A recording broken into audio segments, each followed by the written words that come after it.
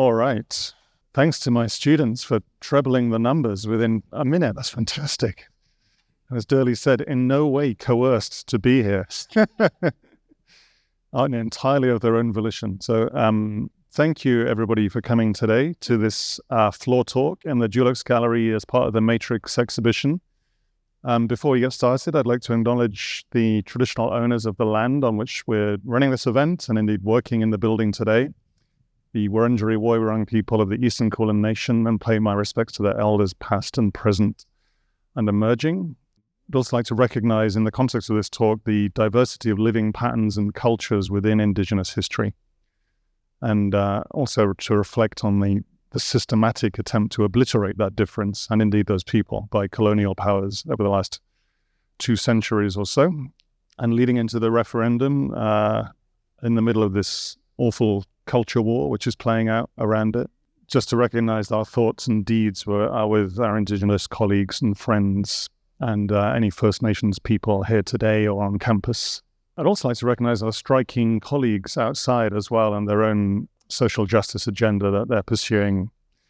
And to some extent, all of that leads into the panel, which is also about social justice in the context of the city. And we're going to go sort of broad and specific. And the framing of this discussion is around which bodies are cities currently designed for, who is included, excluded, or made unsafe in urban space, and how can we design differently, or plan differently, or think and act differently.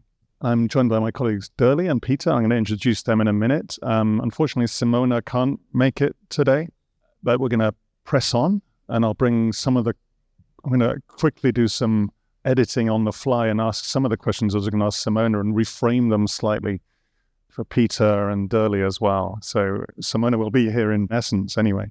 Before we get into that, what I'm going to do just briefly is explain a little bit of Matrix exhibition and the context of this talk.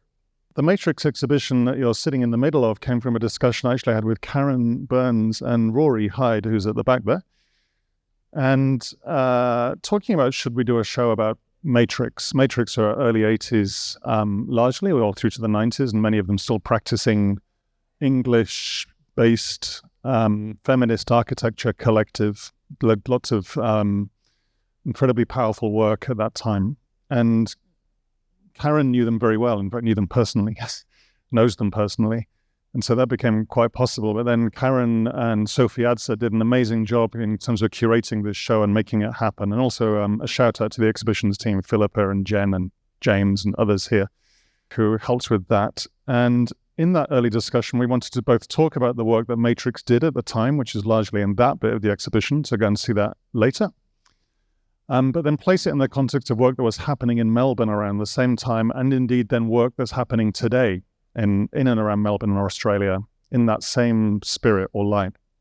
And I wrote a bit of text explaining what I thought that was relevant. It's the panel at the back on the left-hand side there, which tries to connect the work that was happening then to the work of the school now, and our reframing of the school of Melbourne School of Design as a design school for the 21st century. So a design school concerned with shared challenges of our time, climate and social justice, First Nations, future practice, public health, those kinds of agendas, affordability, and so on.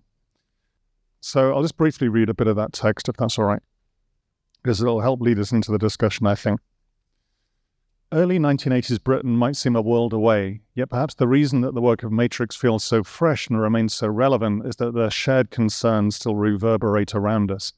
Despite our broad sense that our time is defined by constant rapid change, is the world around us now markedly different to that of the 1980s?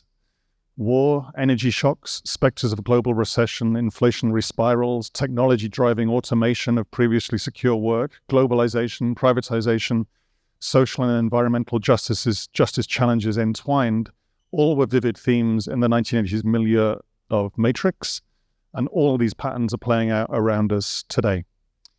Closer to home, Australia's everyday politics and professional cultures, never mind the tenor and texture of its towns and cities, have not moved on from an often toxic masculinity or an apparently deliberate lack of interest in people, place, and environment. Extraordinarily resourceful, intelligent, and dedicated people have worked hard against that grain, and traces of their efforts are discernible on these walls. Yet we cannot say we've achieved equitable outcomes in Australia 4 decades on.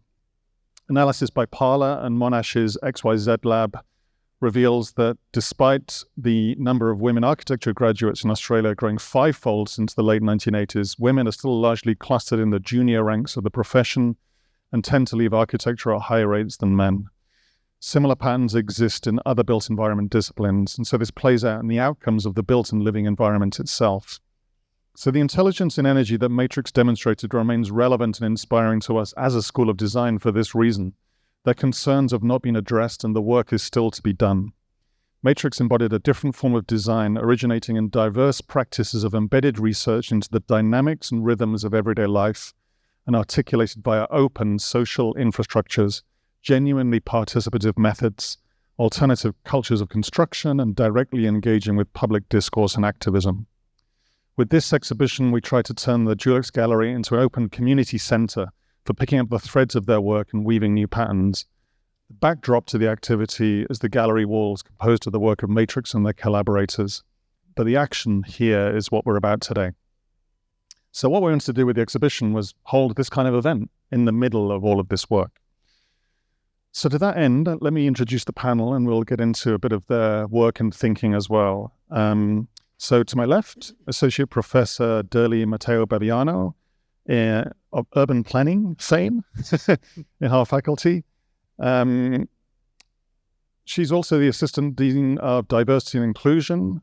She's convened the Women in Transport Leadership Knowledge Network, the WITL, and led several placemaking workshops leading to productive collaboration to advance real solutions and opportunities for positive transport and place-based change. We'll hear a bit about Derlie's work in a minute. Thank you for coming. Associate Professor Peter Raisbeck. He's Professor of Architecture Practice in our faculty. He teaches in the fields of architecture design and practice, points of convergence between global finance, construction management, architectural design and practice, and sustainability. His latest book, Architects, Sustainability and the Climate Emergency, A Political Ecology, explores how architects have shaped their ideas of the city and sustainability as knowledge of the climate emergency has unfolded, asking simply whether architects have responded to the climate crisis too slowly. So we'll hear a bit about that now, actually, because what we're going to do is get each speaker to outline a position or provocation or perspective for around 5 minutes, and then we're going to jump into some panel discussion and open up for some questions and answers. So, Peter, I'm going to pass to you first. Thank you so much, Dan. Great to be here. And over there is my shape poem, which was reconfigured for this particular exhibition. And what I'm going to do is I'm going to read the poem out to you. And then I'm going to talk about some of the issues that I think the poem sort of evokes for me. And then beyond that, as a special surprise to everyone, I'm going to read another poem that is kind of a work in progress. So I'm quite interested in the ways, particularly shape poems, are ways that text can become a sort of figure, and the relationship between text and images.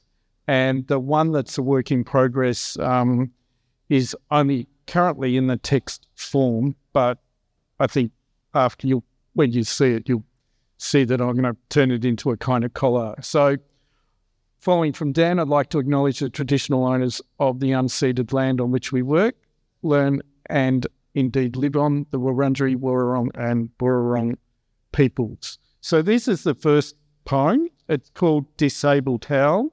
Disabled Howl, AS 1428.1, 2021, and all that jazz. The title refers to the Australian Standard on Disability Access and Disability Codes.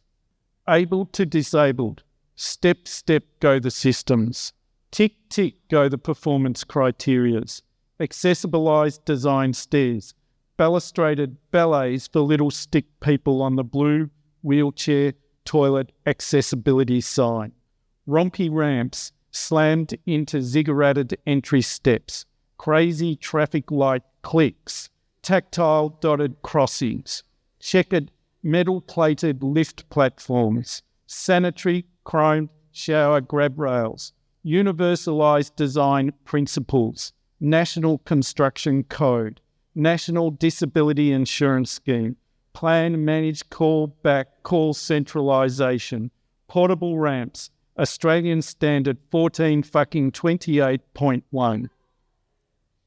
Disabled to abled.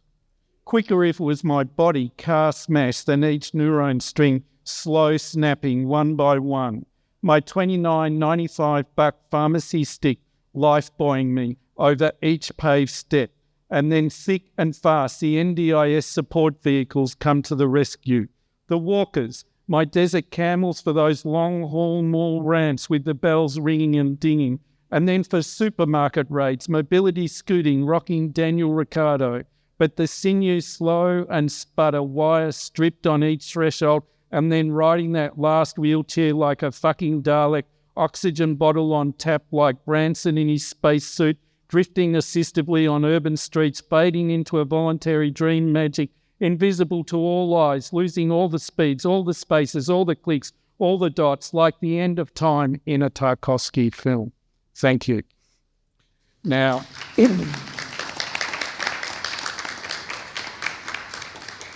it's really in two parts. So the first part is kind of like shaped like a step, and the way that I read it is quite different to the second part, which is a little bit more organic and a bit more breathless. The poem has actually been published in the Research Handbook on Disability Policy, which has been edited by Sally Robinson and Karen Fisher, two disability scholars. And it was fantastic. What they did is they actually, between the academic narratives in the handbook, they actually got people to write in, people with different abilities to write in their own personal narratives and other creative outputs, and my poem was one of them, which was fantastic as a non-traditional research output. So the poem and also the next one that I'll read to you, it begins to talk about the difference between embodied and lived experience versus this idea of we can sort of fix everything through universal compliance or universal design regimes. I think the other issues, particularly in regards to the handbook, is the idea that maybe we should expand the way that we think about how we deal with bodies in the cities to bring in a sort of human rights perspective rather than one that is simply about compliance and regulation. I think generally urban policy, I think as Dan has alluded to in his talk, is, does, and the work of Matrix, it does have a sort of spatial and spatial justice dimension, which I thought Derlie will probably pick up on too. The interesting thing about this poem, I think, is the idea of different temporalities. The sort of top half, the stepped half of the poem, is kind of about compliance. It's kind of about a very static time scale, whereas the bottom half of the poem, which is more about my own experience and the own experience of my sort of degrading body, is a different kind of time scale. So I think as architects and urban designers, it's really important if we think about those different senses or the different temporalities of different people that we're designing for. And of course, the poem ends up being a non-traditional research output. There's a lot of talk in the faculty about these sorts of things and creative design. And the great thing about it, it's kind of autoethnographic research in a way, and what I would call emancipatory research. But the good thing about that is autoethnography and these creative outputs, you don't need a lot of money. Like, you shouldn't be waiting around for, big slabs of money from the Australian Research Council. And finally, before I read the next one, I think these kinds of creative practices are really important, both poetry, but certainly in the field of the built environment, because it does help us to loosen up and unpack and loosen up existing policies and gain new policy insights. So that's kind of the main points. And the next poem, which is a working project, and look, I do apologise to people because I am a little bit sweary, as I was saying before this. There are a few swear words in some of these poems, so be warned, be warned. This one is really about La Modula, which was devised by Corbusier in around 1940. I think that's when the first modular book was published. And this work in progress poem is called My Love Story with La Modula. I always remember meeting you in those grainy photos in the 8 volumes of Corbusier's complete works. Oh, La Modula, it was love at first sight. You were my first true archi-love. Oh, La Modula, so perfect, 1829 millimetres tall, your arm reaching up to 2.26 metres, reaching up to those Fibonacci clouds in a sky of golden ratios. Oh, La Modula, I wanted your strong claw hand, your biceps, your bulgy quads, slim waist, and Roswell alien-shaped head. Oh, La Modula, most of all, I just wanted you, your 11.3 centimetre high navel hole, your residual umbilicus. I wanted to kiss that hole, stick my finger in and pull out the concrete lint. Oh, La Modula, I loved our secret assignations in the pages of Corbusier's book. I lusted for your ramps and rampy floors at Chandigarh, at La Tourette, at the Carpenters Centre at Firminy-Vert. I loved your concrete imprint at Marseille before concrete became evil. Oh, La Modula, I sensed your unseen presence in Corb's hut, Cabanon de Cap Martin. They left you bereft when they swam into the sea. But you lied, La Modula.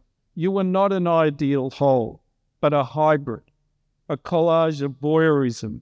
Your bulgy shapes so like Leger's paintings, your curvy lines like Josephine Baker, and the noble primitives of Corb's plan obits. The Algerian women of the Casbah as well. Bodies collected and dissected from grand tours, composites of colonised bodies. Oh, La Modula, I loved you no longer, and you forgot me when I became a wheelchair addict, forgot me when I became blind, forgot me when I went rogue and schizo, neurodiverse and dementiaed. Oh, La Modula, like all the other architects, you really had no concrete eyes to meet mine in the street, at the steps, on the escalators, at the glamp bar, on the platform lifts, at the servo, in the whizzer. Oh, La Modula, when I meet your architect clone army, all politeness and apology, all universality, with a little brush off, with a sad smile, a quiet nod, and a little dollop of soft bigotry. And then, from you architects, the easy forgetting. Fuck you, La Modula man. Thank you so much.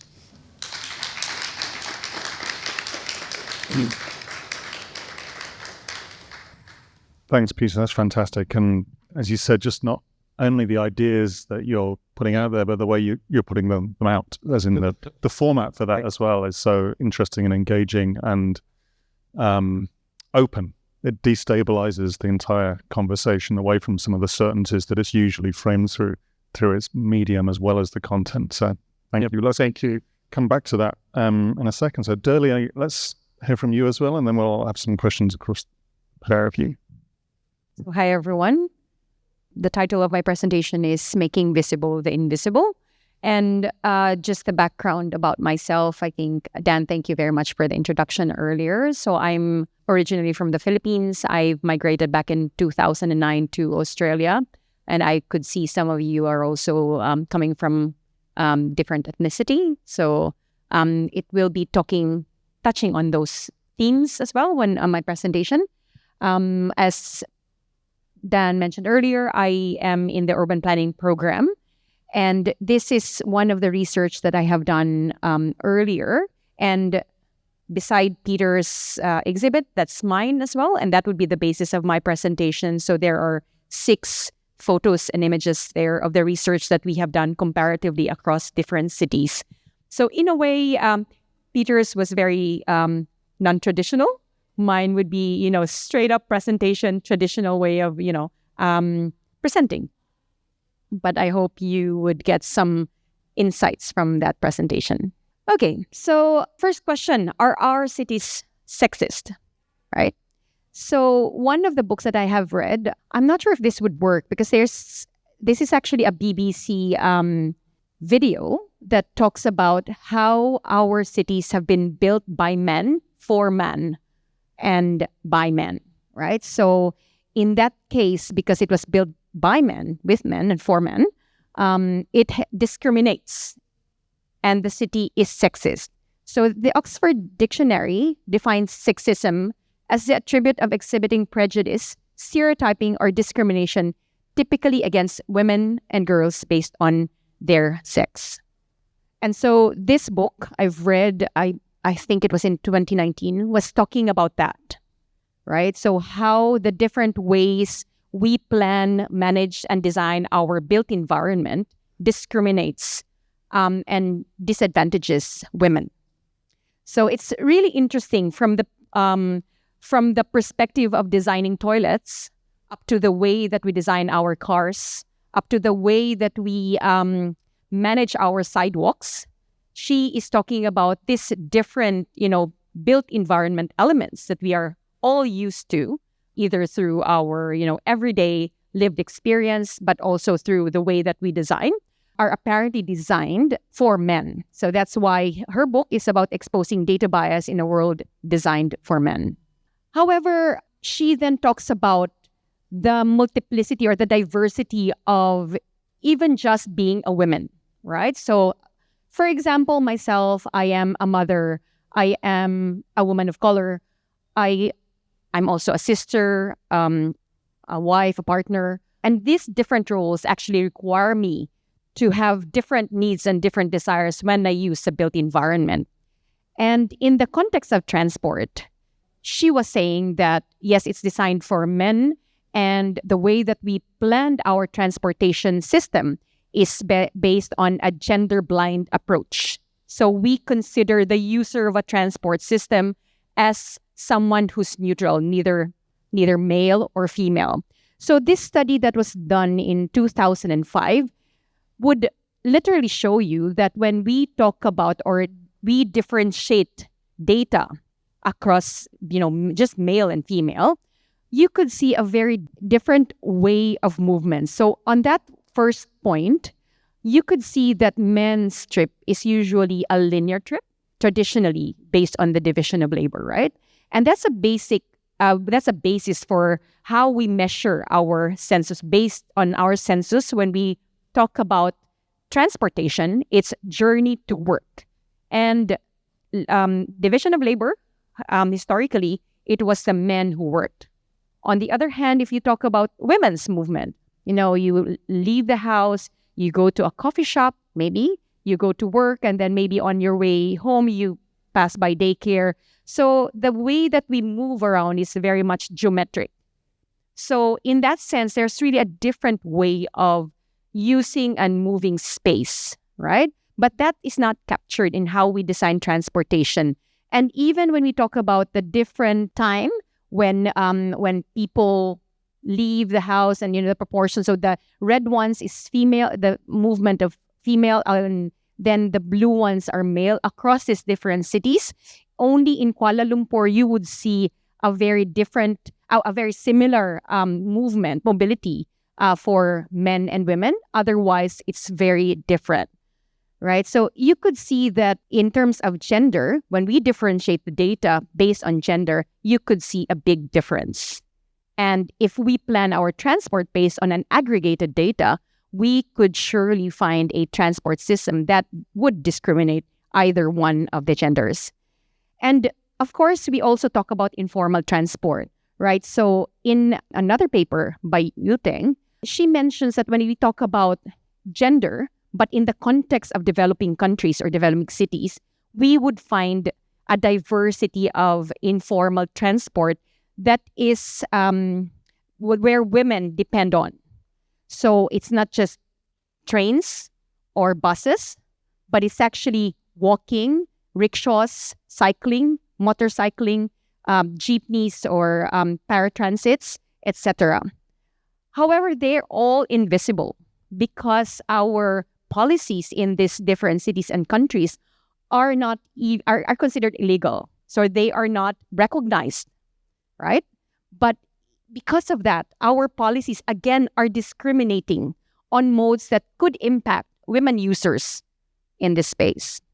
So again, distribution of departure time by gender is very different as well. And this is a study that I've done a few years back, wherein I looked at a transport environment across these 3 differentiated spaces. So the walking environment, the waiting environment, and the riding environment.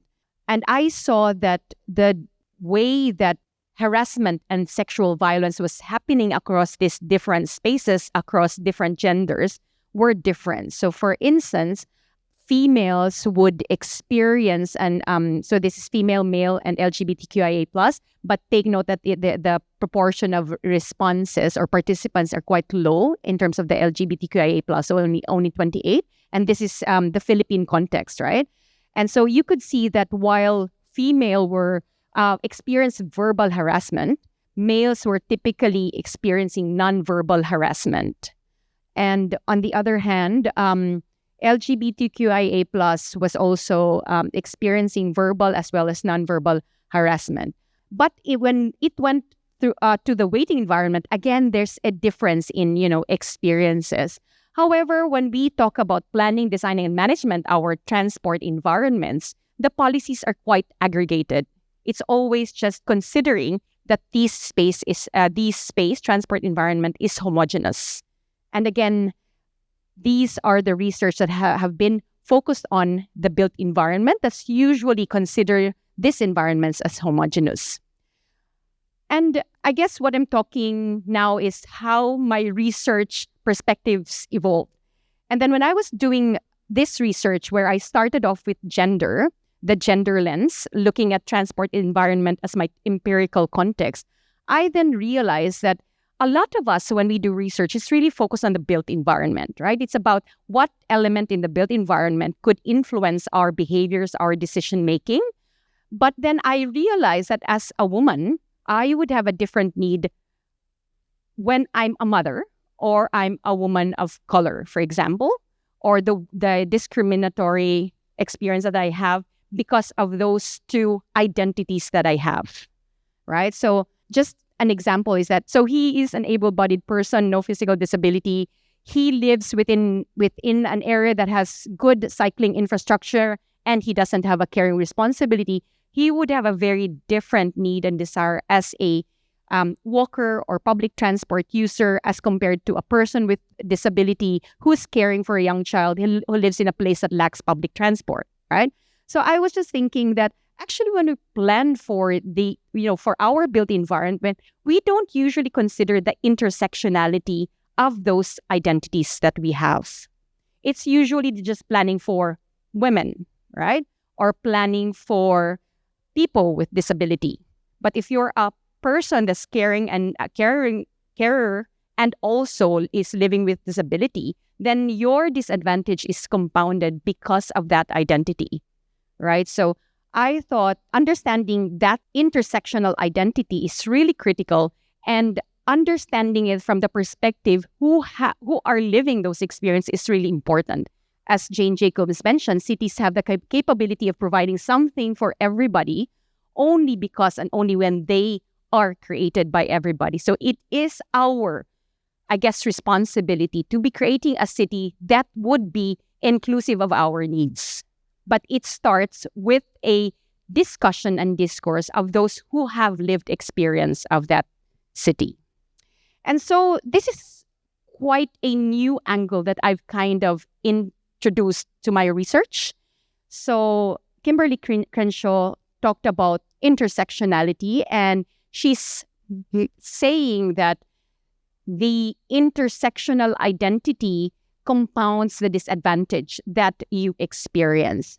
So I was just thinking, what does that actually mean? And so simply talking about women, they're all women, right?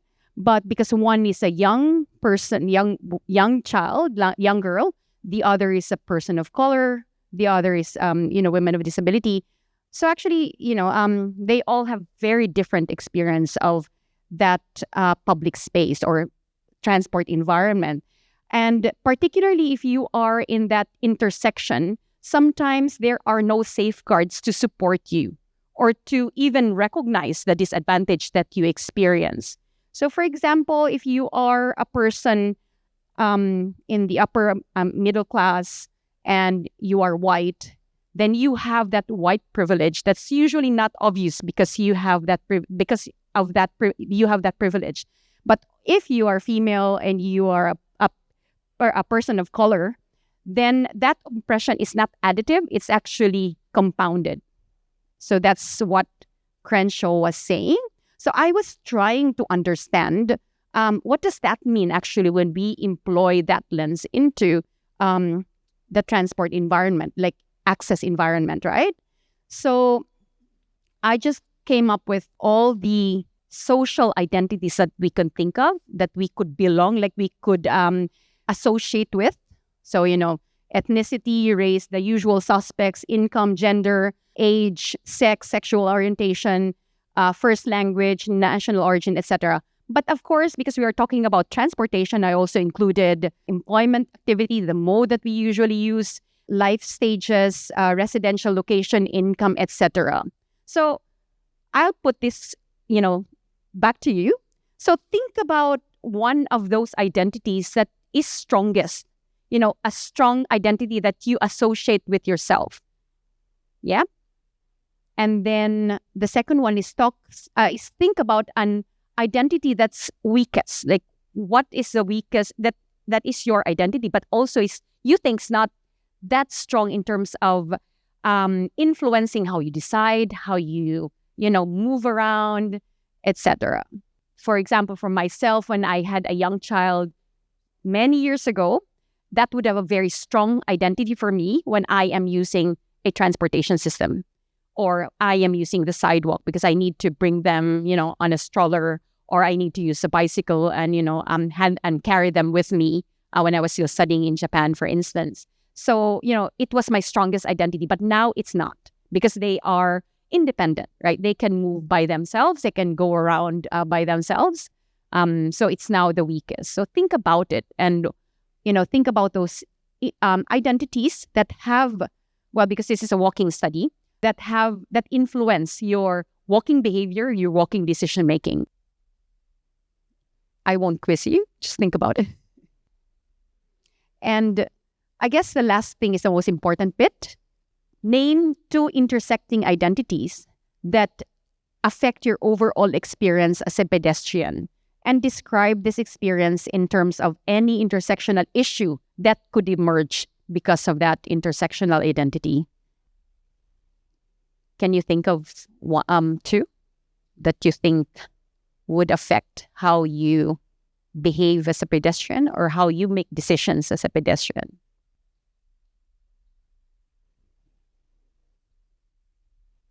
Is there anyone who want to share their thoughts? It's not something that's front of mind for me consciously. I'm thinking of other things like safety, or if I'm walking with my kids or whatever, but I don't reflect on my own ethnicity. Maybe I would in other countries, but because I happen to grew up in a largely white country, I guess. So, yeah. Good point about privilege. Yeah. And for example, if it's temporal, like my ethnicity would be something I could be considering when I'm, walking at night, for example. That could be quite strong in that sense. Yeah, so I leave you with these points to think about and ponder if, what kind of identity you have or you associate with, and how does it impact on the way that you make decisions as a pedestrian in your everyday life. Yeah, as a student here, for instance. Yeah, and I think that's it. I leave you with that point. Thank you.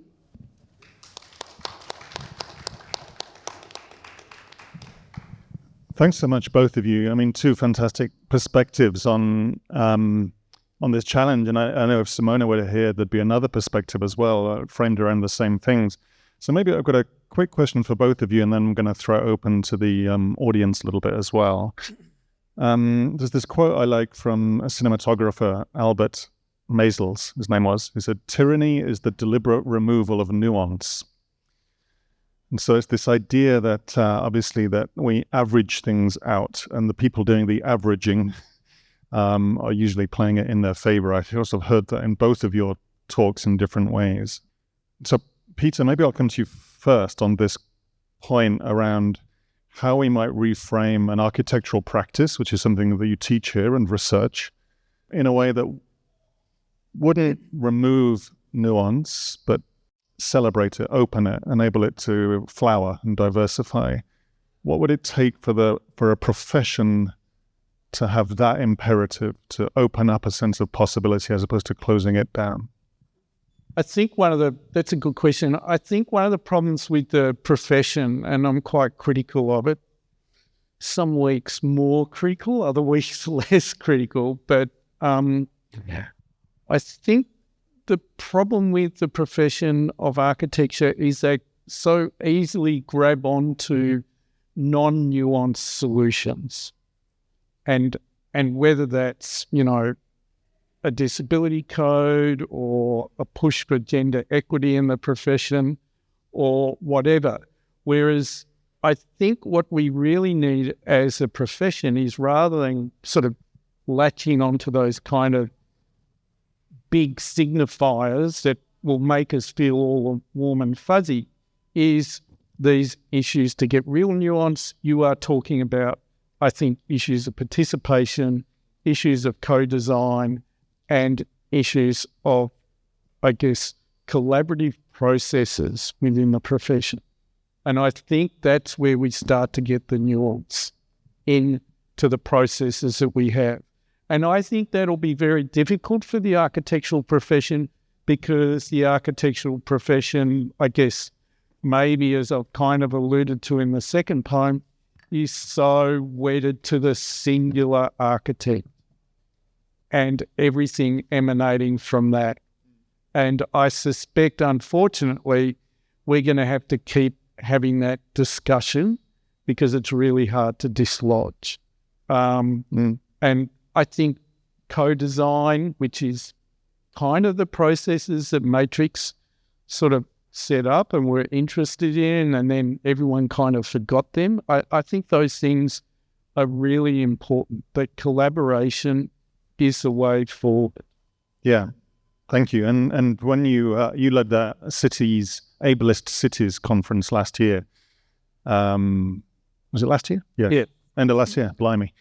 And you asked me to open that, and I read a little quote out from Sarah Hendren, who wrote this great book, What a Body Can Do. And she describes a kind of design process of making something. So she says, imagine the envelope being drawn up from the ground, sides and corners and rooftop to form a shape around a series of habits and patterns for living. So housing for the extant subtleties of these ways of being. And she was actually talking about University for the Deaf, Gallaudet, in the United States, which has been built explicitly in that way, in a highly participative way. So the idea of the design framed around the patterns of living itself, as opposed to coming from the outside or the architect's vision. It was very much from the vision of working with people. So I understand that participative mode. When we look at the BCA, the Building Code of Australia, or the codes that define a lot of the buildings, doesn't that also take designers or professionals or planners to intercept the top end of things as well as the bottom end of things, as in to somehow figure out how to get into the circuits of power where things like the building code is framed? Otherwise it's too late, right? We don't get to do the participative work meaningfully. I think that's right. And I think architects need to be better advocates. And I presented the Hal poem at the Australian Social Policy Association conference, and it actually made me realise that architects need to insert themselves into policy processes. We need to be better advocates. We need to be, I think in a way, more political, or someone said to me, a lobbyist said to me, political mongrels. We need to get better at advocating these things. Otherwise, compliance regimes are decided by others, and they're decided by politicians who might be aligned with particular sectional interests. And I think at the moment we have a real challenge here in Australia, but particularly in Victoria in that regard, because of the housing policies that have been put forward by the Victorian government in terms of getting a lot of housing built. And I think because of the weakness, because of the lack of skills, advocacy skills and policy skills amongst architects, that whole thing is going to be led by developers.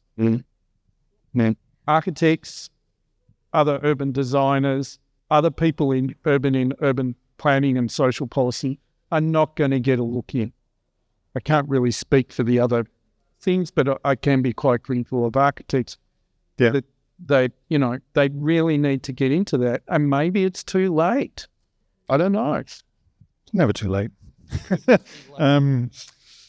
Simona here, I'd give her a shout out for the work that she's doing around the National Construction Code, around the provision of all gender bathrooms on that, and trying to change the National Construction Code here in that way. It's very powerful. So Derlie, the same question to you in a way, this point about tyranny being this kind of denial of difference or nuance, really. And what I loved about your talk was when you flashed up the slide of all of the informal forms of transport, there's the sheer diversity of those things. And of course, Kim is at the back there, has written the book on informal urbanism, which is coming out soon. So I'll plug for that future event. And the students here have been looking at very informal modes of iterating cities forward.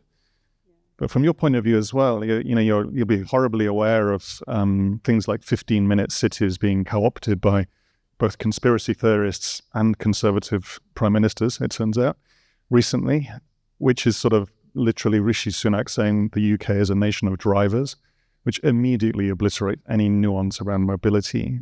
So the same kind of question, how do we tackle this as planners, designers, professional people, academics? I'm more hopeful, actually, because I think what's happening now is we are now recognizing different ways of knowing and thinking and doing.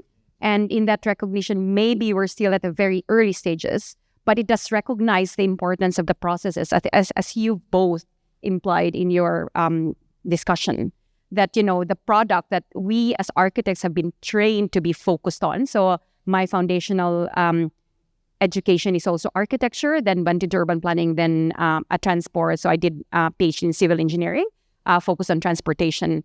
And I saw how grounded urban planning and, of course, transport planning was a bit technical. But again, there was that drive for everyone to really focus on the deliverable, right? It's always about what kind of built environment should we come up with to solve and prescribe as a strategy to mitigate the issues and challenges that we are encountering in our urban spaces and urban areas.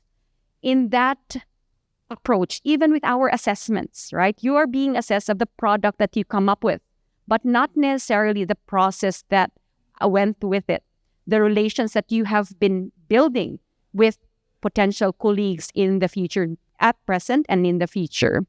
The relationship in terms of how you work best with others is not even assessed, but in the longer term, it's actually something that's really critical and vital when you go into practice, right?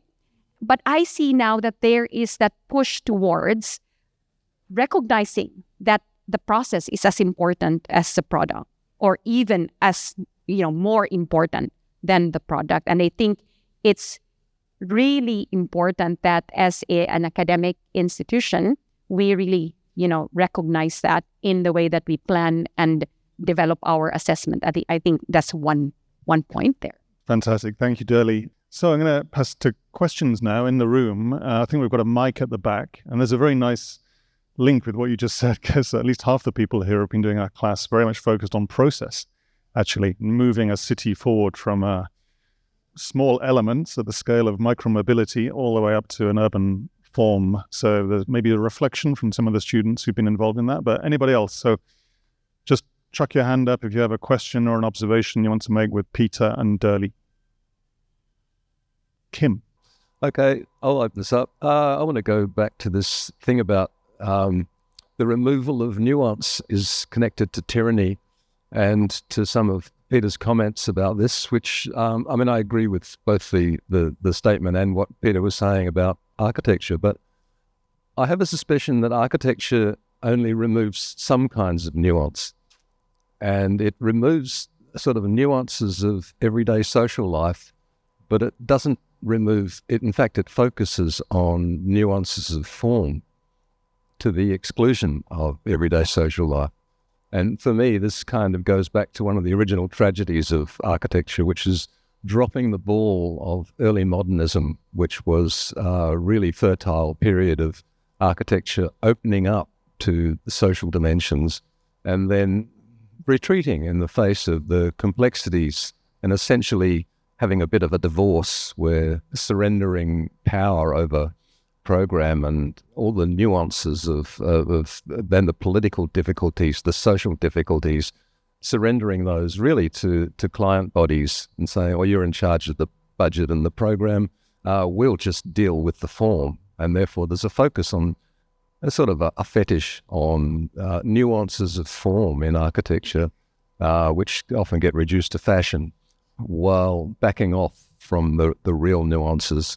But I'm also reminded, and spoiler alert here for the language, but there's a paper that you'll find on Google if you just plug in the two words "fuck nuance." It's a very interesting paper.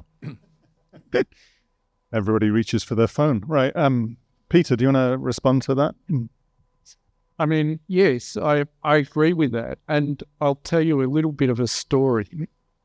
Kim and I have history, and when I was at architecture school at RMIT, Kim came back from Berkeley, and his view was, I think, probably a less formalist view. It was about a whole lot of different things that I wasn't interested in then, because at that particular time, I was in a cult.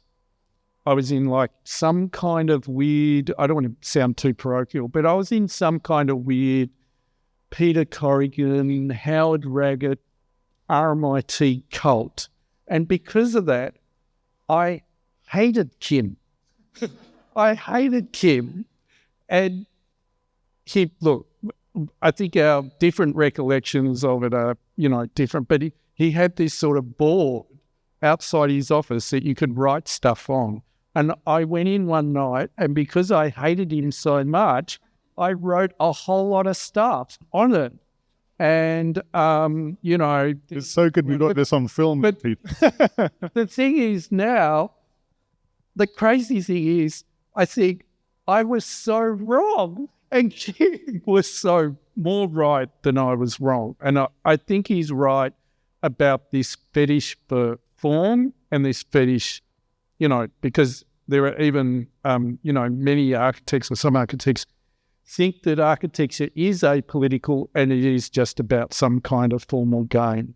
Yeah. And I think we want to think, all of us, about how that might foreclose other potentialities and possibilities in the way that we do architecture, in the way that we shape our cities going forward. But I agree, it's not apolitical. It's even very gendered as well, with how it's been biased towards the voices and perspectives of men, but not necessarily. You're right, it's not that the fetishized, focused on form is not apolitical, but the people who do that, will produce that form, that nuance, will say that, architecture is not political. It is just about form. It's just about these games. But in fact, it's not. That's great. Thank you. And I'm so glad that we've been able to bring you two back together. After all, you can have a hug afterwards. It's fantastic. Such a beautiful outcome of the event. Thea. No, I would like to touch on what Derlie just said. And I think in the experience from being a woman, it comes up all the time. I would joke and say a man probably designed this kitchen, or this house was definitely designed by a man.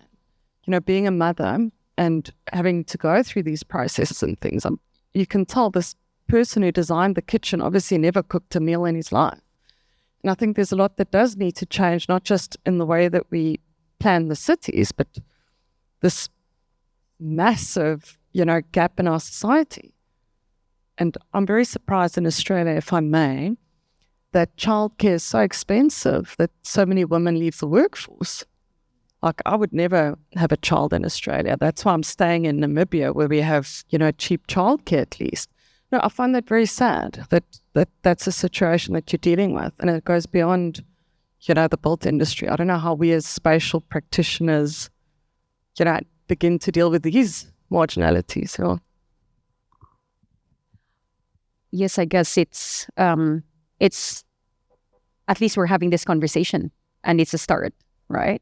It's too late of a start, but at least it's a start, and we acknowledge that there is something that's wrong and needs to be corrected. I think we have time for one more question, please. Thank you. If we go back to the tyranny versus nuance aspect, I wouldn't mind having a look at the construct behind the concept, in the sense that tyranny is usually the outcome of, let's say, an insecurity or a vulnerability that then seeks authority, seeks power. And in doing so, I wonder if the way we understand and come to appreciate the construct of architecture is embodied in an originating vulnerability, in the sense that, do we have an anxiety around the way we construct space and inhabit space, and through that all the nuances of our identities and intersectionalities? It's great that we're talking about them, but I don't think we're talking about the originating problem, conceit, really, of space. We've been, constructing spaces to defend a vulnerability that has come to its, authoritative stance, authoritarian stance of being white, Leo. I guess my question comes from the things, the more and more we go into the discrete nuances, do they in effect bring us back to the start? Are they actual critiques of that conceited origin?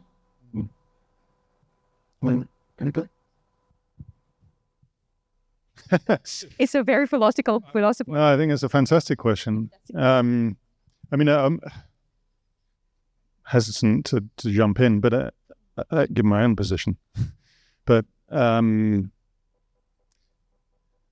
think so. I think if we recognize the nuance and the diversity of life as it's actually played out, that does enable us to destabilize certainties and therefore power structures and so on. That's why I alluded to briefly, because it's driving me mad, the UK government's perspective at the moment on the culture war they're trying to actively create around mobility and driving and cities and their net zero, reneging on their net zero ambitions.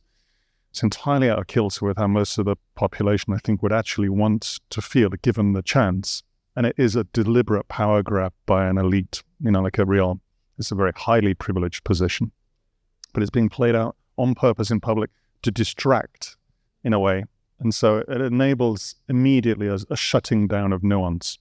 Britain is a nation of drivers. I mean, that all we are? I don't know, right? So it's sort of, it shuts that, and it's using the language. Actually, your talk was around things like transport and planning and mobility, of course, and they're using that tool in order to shut that down for deeply insecure reasons. Because last desperate grab of power, it feels like. There's no real freedom there, is there? So it's not really saying, how would you like to move around given your particular life or your, as you pointed out, in the complexity of intersectionality leads to a flowering of ideas of mobility, not a single mode. Yeah, I think that's one dimension on how you can look at it. It's that, I guess, insecurity, but also because sometimes we design based on what we know. And that's, I guess, sometimes the way that we plan our cities is based on, the information that is available for us. And that's why it's really critically important that we diversify that knowledge to be able to create something that is responsive to these different needs and to these different abilities. I think is another dimension and how you can, plan for and design.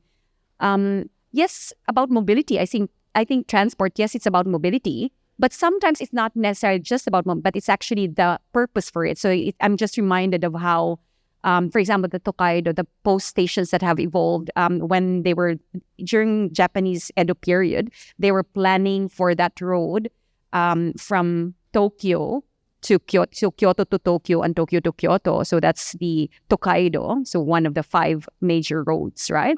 But it wasn't planned for fast mobility. It was planned for the pilgrimage that would happen.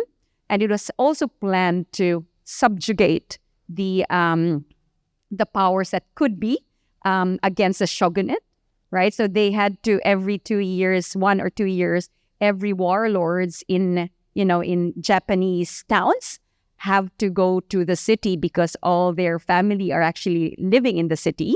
So they were, in big houses.